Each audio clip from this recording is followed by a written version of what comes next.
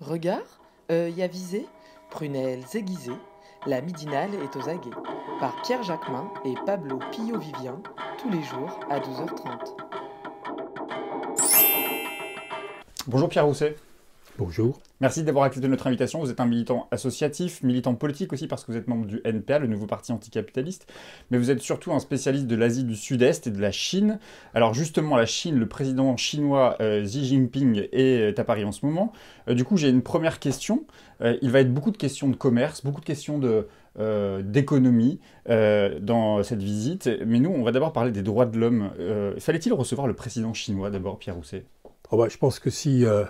disons, la France est mal placée pour mettre des interdits sur la question des droits de l'homme, quand on voit toutes les dictatures africaines, par exemple, soutenues par la France et tout. Donc, si la France fait de la question des droits de l'homme un préalable, il faudrait qu'elle s'applique à elle-même. Donc, on s'assoit quand même sur la question des droits de l'homme en Chine, en échange des 300 Boeing dont on se vante depuis hier qu'on a vendu à la Chine. Oui, mais ça, la France le fait tout le temps.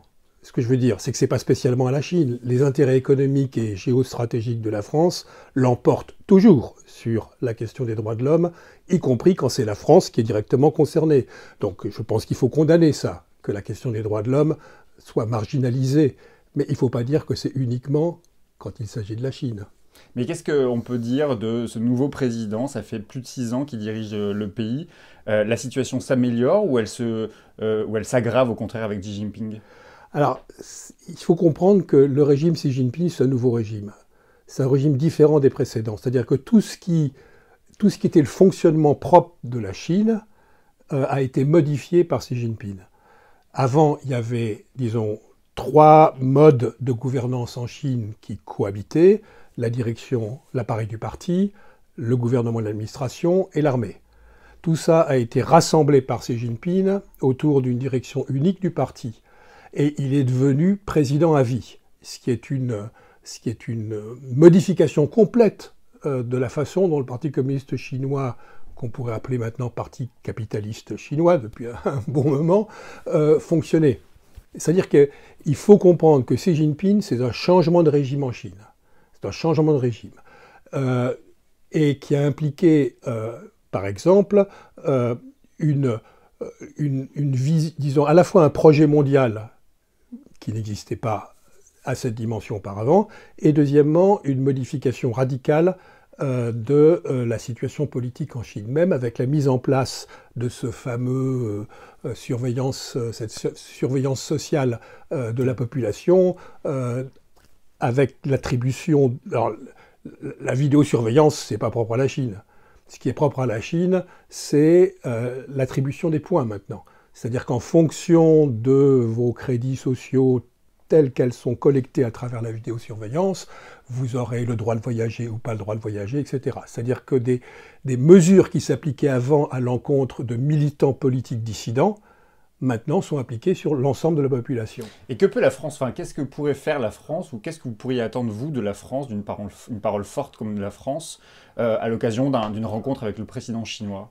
Mais là encore, on pense comme si la France c'était, disons, comme si la France portait les droits de l'homme et que la Chine ne portait pas les droits de l'homme. La Chine ne porte pas les droits de l'homme. Mais vous, Pierre Rousset, vous êtes président de la République française demain. Vous dites quoi au président chinois? Qu'est-ce qu'une puissance comme la France ou l'Europe peut faire? Je pense que c'est pas comme ça qu'il faut poser le problème, franchement. Je pense que ce qu'il faut poser le problème, c'est disons, ce qui change dans la situation géopolitique mondiale. Oui. Ce qui change la situation géopolitique...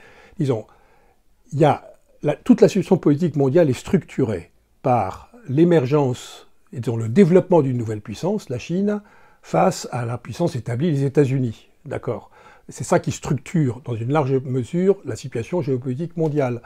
Et dans ce combat-là, rentrent des facteurs personnels qui sont à la fois Trump et Xi Jinping, qui sont tous les deux, je dirais, des cas caractériels, mais au fond, il y a véritablement un enjeu réel, c'est-à-dire la puissance établie face à la puissance montante. Et ce qui est nouveau et ce qui pose maintenant des problèmes extrêmement compliqués, c'est que, si vous voulez, il y a 2 obsessions. Il y a l'obsession du côté États-Unis, de ne plus laisser de fait accompli s'accomplir. C'est-à-dire que la Chine a profité de la paralysie américaine pour prendre un contrôle, disons, militaire important de la mer de Chine du Sud. Donc les États-Unis ne veulent plus, par passivité, laisser un fait s'accomplir du côté chinois. Et du côté chinois, il y a une obsession, ne pas être coincé par les chapelets d'îles de la péninsule coréenne jusqu'à la Malaisie en passant par Okinawa, etc., qui leur bloquent l'accès à la mer, à la haute mer, ou la deuxième série d'îles autour de Guam. Ils ont accès sur Guam. Donc il y a, disons, l'obsession américaine, c'est ne plus laisser la Chine accomplir, disons, faire ce qu'elle veut sans réagir. L'obsession chinoise, c'est ne pas se laisser coincer dans son espace immédiat. Mais alors justement, aujourd'hui, le président chinois est en France et il rencontrera Merkel, il rencontrera Juncker. C'est quoi l'intérêt pour la Chine de venir en Europe aujourd'hui, au-delà des enjeux économiques, commerciaux? Est-ce qu'il y a une volonté de la Chine de se rapprocher de l'Europe pour constituer un bloc contre les États-Unis? Quelle lecture il faut avoir en fait de cette visite sur un plan diplomatique? La Chine, disons, à mon sens, il y a eu la phase triomphante de Xi Jinping, dans une première étape. Il y a eu la contre-offensive américaine autour de la crise coréenne, où, disons, il y a un succès partiel pour les deux, une sorte de succès partiel pour les deux, après la crise coréenne de 2017. Et maintenant, il y a, disons, la Chine, bon, elle a une expansion économique et géopolitique mondiale. Dans cette expansion géopolitique mondiale, l'Europe est importante, comme moins que l'Asie-Pacifique, que l'Indo-Pacifique, mais quand même très importante. Et, disons, je pense que la politique de Xi Jinping est de passer des accords avec le plus grand nombre de pays possible, qui n'impliquent pas qu'ils quittent nécessairement leur alliance avec les États-Unis. Les États-Unis veulent un bloc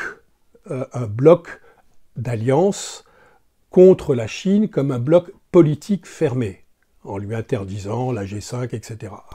Bien, là, le Canada suit, l'Australie suit, la Nouvelle-Zélande suit, mais pas l'Europe, parce que les intérêts européens sont différents des intérêts français, des intérêts américains. Ouais. D'accord.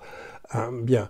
Et donc, Xi Jinping, lui, propose des alliances à géométrie variable avec divers pays comme l'Italie dernièrement, sans demander comme préalable de sortir, disons, du camp occidental, etc. Voilà. Bien. Et dans cette politique, à mon avis, l'Union européenne, du point de vue des Chinois, est secondaire. C'est-à-dire que leur politique est en priorité les États nationaux. Et après, composés avec l'Union européenne. Mais ce n'est pas à travers l'Union européenne que la Chine veut développer son influence en Europe. Et quelle lecture il faut avoir justement du président Macron quand il déclare la relation entre l'Union européenne et la Chine ne doit pas être avant tout une relation commerciale, elle doit être avant tout une relation politique et géostratégique. Il y a un message envoyé aux États-Unis quand il dit ça? Je pense qu'entre ce que dit Macron et sa politique réelle, il y a toujours un gouffre considérable. Il veut toujours se présenter comme celui qui dirige l'Europe, ce qui n'est pas le cas, etc. etc. Il y a un enjeu simple, que tout le monde comprend, c'est, disons, avoir plus d'accès au marché chinois. Bien. Notamment pour les services, etc. Et c'est possible, ça? On voit bien que la Chine s'importe beaucoup en France. On a critiqué la Chine à racheter Club Méditerranée, les prises de participation dans PSA ou Accor Hotel, les vignobles, les châteaux. On entend beaucoup de choses sur la Chine qui a investi en France, mais est-ce que l'inverse est possible à partir du moment où les entreprises sont publiques en plus en Chine? Oui, enfin, 50% des exportations chinoises sont le fait de transnationales. Donc c'est tout à fait possible. Bon, c'est compliqué, c'est possible.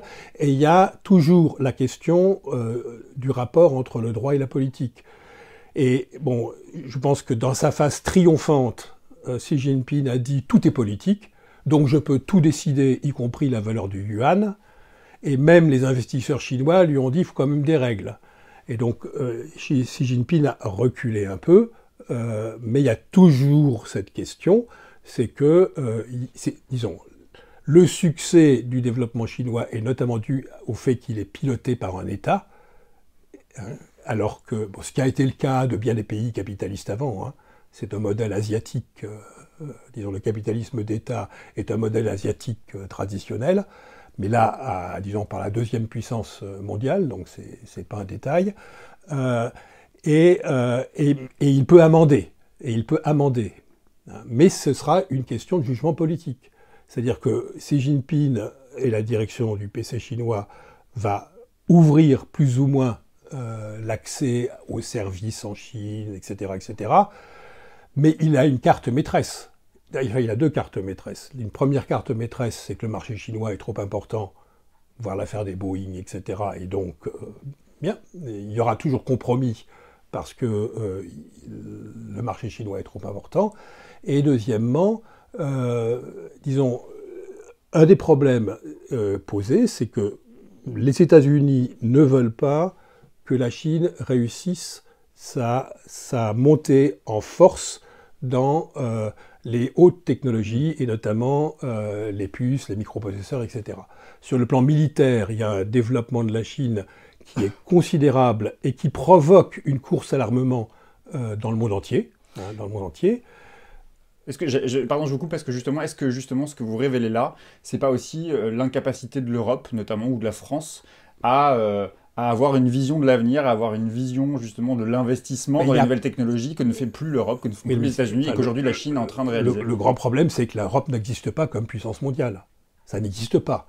Et chaque État nation, disons, il n'y a pas d'armée européenne, il n'y a pas de diplomatie européenne, Macron voudrait que l'Europe finance ses opérations militaires. Les Européens ne voient pas pourquoi ils financeraient des opérations militaires qui sont françaises pour les intérêts français en Afrique. Il n'y a pas une puissance qui se balade militairement dans une région comme la France le fait. Hein. Donc, disons, comme puissance mondiale, la France n'existe pas. L'Europe n'existe pas.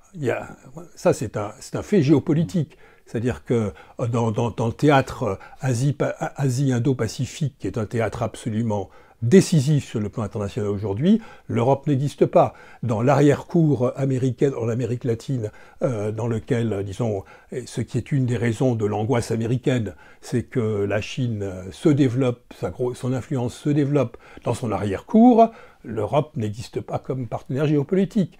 Ça fait partie de la géopolitique mondiale. L'Europe n'existe pas comme facteur, comme puissance internationale. J'ai une dernière question, Pierre Rousset. On a commencé cette interview sur la Chine, sur la situation de la Chine, le système politique. Est-ce qu'on en sait davantage justement sur... La Chine est l'un des pays les plus riches du monde, vous l'avez dit. Qu'en est-il justement de la répartition des richesses? Est-ce que le modèle chinois ruisselle? Qu'en est-il exactement des inégalités en Chine? Alors là, disons, quand je disais on est rentré dans une phase très indécise. Hein. Donc je vais prendre sous deux angles. Il y a des blocs politiques qui se reconstituent. Mais qu'est-ce que peuvent être des blocs politiques qui se reconstituent dans un monde aussi mondialisé sur le plan économique que celui que le monde actuel? C'est inédit, c'est inédit. Et là, je pense que la stratégie telle que je la perçois de Xi Jinping est intelligente. C'est-à-dire contrer des blocs d'alliances fermés que voudraient les États-Unis par des alliances souples sans conditions que propose aux États comme l'Italie, par exemple, Xi Jinping. Le deuxième truc, c'est que tant qu'il y a tant qu'en Chine, les Chinois pensent que leurs enfants vivront mieux, le système marche. Il y a des luttes sociales importantes, il y a de la dissidence politique, mais tout ça, mais il y a de la répression préventive, il y a du contrôle social qui s'est mis en place, c'est contrôlable, c'est contrôlable. Le problème, c'est qu'aujourd'hui, l'économie chinoise est en crise. L'économie chinoise est en crise, et donc le chômage commence à augmenter à nouveau en Chine. Hein. Et donc, disons, si l'idée vient que vos enfants ne vont pas forcément vivre mieux, là, c'est la crise sociale et politique qui peut s'ouvrir en Chine. Ça, c'est donc un aspect de l'indécision. Hein. On est maintenant à un moment donné où l'économie chinoise est en crise. Je pense qu'on peut le dire comme ça, pas simplement ralentissement, ça équivaut à une crise. Et donc, l'équilibre social et donc l'équilibre politique est en cause. Qu'est-ce qui reste de communiste aujourd'hui dans le régime chinois? Mais il n'y a rien, c'est un parti capitaliste. Disons, ça fait des années, longtemps. Enfin, bien, c'est dirigé par des milliardaires. Il y a une intégration extrêmement spécifique à cause de l'histoire spécifique de la Chine entre, disons, capitalisme privé et capitalisme bureaucratique, je dirais ça comme ça, et le lien entre les deux est fait à travers les familles, qui sont à la fois dans le bloc des capitalistes bureaucratiques, disons, et dans le bloc des capitalistes privés. C'est les grandes familles régnantes qui font le lien entre tout ça. Ceci dit, là aussi on perçoit que la crédibilité du régime est en cause. C'est-à-dire que beaucoup des grandes familles possédantes chinoises envoient une partie de la famille à l'étranger, qui prennent des nationalités étrangères, comme à Vancouver, au Canada, etc. C'est-à-dire qu'on n'a pas forcément confiance dans l'avenir du régime en place. Donc je pense qu'on est rentré maintenant en Chine dans une situation dans laquelle il y a des fortes tensions de crédibilité autour de Xi Jinping. Il a voulu tout contrôler et donc maintenant il y a beaucoup de rancune contre lui, beaucoup d'étoupes explosives qui a été mis en place à cause de la façon dont il a traité des pans entiers de la bureaucratie chinoise et des possédants chinois. Et donc on peut avoir la combinaison d'une crise politique en Chine et d'une crise sociale liée à la crise de l'économie. Alors, le dernier point que je voudrais dire, c'est que, par ailleurs, tout ça, c'est des incidences mondiales. C'est-à-dire, je dirais, par exemple, quel est le problème du point de vue des États-Unis, hein? Ils veulent empêcher la Chine de monter en grade dans le contrôle des très hautes technologies. Très bien. Et pour ça, ils sont prêts, disons, ils essayent de casser justement le développement économique chinois qui porte cette montée vers les hautes technologies. Mais si vous cassez trop le développement économique chinois, vous ouvrez la crise de récession mondiale. Et de récession mondiale, d'accord. Et donc, voilà, c'est pour ça qu'on est dans cette situation d'indécision. On ne sait pas trop ce que Trump est capable de faire ou pas de faire, mais disons, on comprend quand même une logique derrière, qui est de bloquer la nouvelle phase de montée en grade de la puissance chinoise, mais si c'est au prix de l'ouverture d'une récession mondiale, les conséquences... Merci beaucoup Pierre Roussel pour cet éclairage.